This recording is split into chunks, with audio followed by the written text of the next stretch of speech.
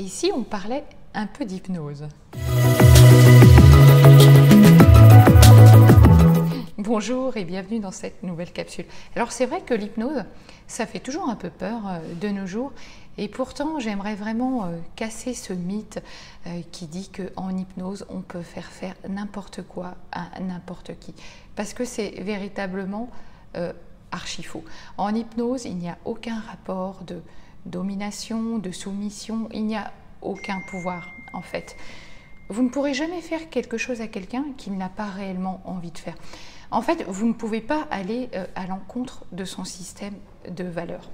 Même quand vous voyez de grands noms de l'hypnose comme Mesmer qui font faire des choses assez folles sur scène, en fait, c'est de la technique pure. Et c'est ça que j'aimerais vous dire. C'est que l'hypnose, c'est vraiment une technique incroyable qui va vous permettre d'évoluer, d'apprendre une nouvelle compétence, de dépasser un blocage, une peur. C'est énormément utilisé dans le monde sportif aussi, il faut le savoir. Alors l'hypnose, véritablement, c'est quoi? En fait, il faut savoir que l'hypnose, c'est un état naturel que l'on traverse tous plusieurs fois par jour. Il faut savoir que toutes les 90 secondes, en fait, notre cerveau décroche. Pourquoi? Parce qu'il a besoin de se réoxygéner, de se recharger. Et donc, il va déconnecter à un moment donné. Et vous savez, c'est des moments comme ça où on peut être plongé dans des rêveries éveillées. Ça nous arrive, ça, quand on conduit, qu'on est déjà arrivé à un certain point et qu'on dit « Oh, mais j'ai déjà fait tout ce trajet ». Quand on est dans une lecture passionnante, quand on regarde un film et qu'on se met à vivre des émotions qui ne nous appartiennent pas. Dans tous ces moments-là, on est déjà dans une forme d'hypnose. Alors, le praticien, lui, en hypnose, ce qu'il va chercher à faire, c'est à recréer ce moment où votre cerveau décroche. Pour ça, il va utiliser un langage de confusion, un langage hypnotique. Il va vous faire répéter certains gestes, etc. pour vous plonger dans cet état-là.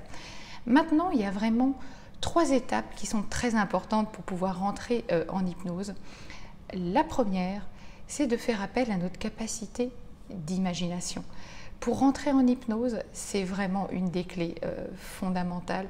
C'est pour ça que bien souvent dans mes vidéos, je vous parle de vous reconnecter à votre enfant intérieur, parce que lui, il sait.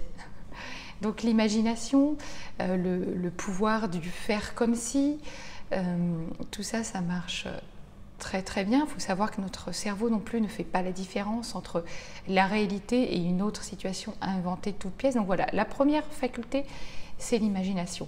La deuxième, c'est le lâcher-prise. Évidemment, c'est quelque chose qui se travaille, la faculté à lâcher prise. C'est pour ça que généralement, moi, dans mes séances d'hypnose, je ne fais jamais véritablement entrer en hypnose la première fois. Parce que la personne peut avoir des résistances, effectivement, elle peut avoir peur de faire une séance.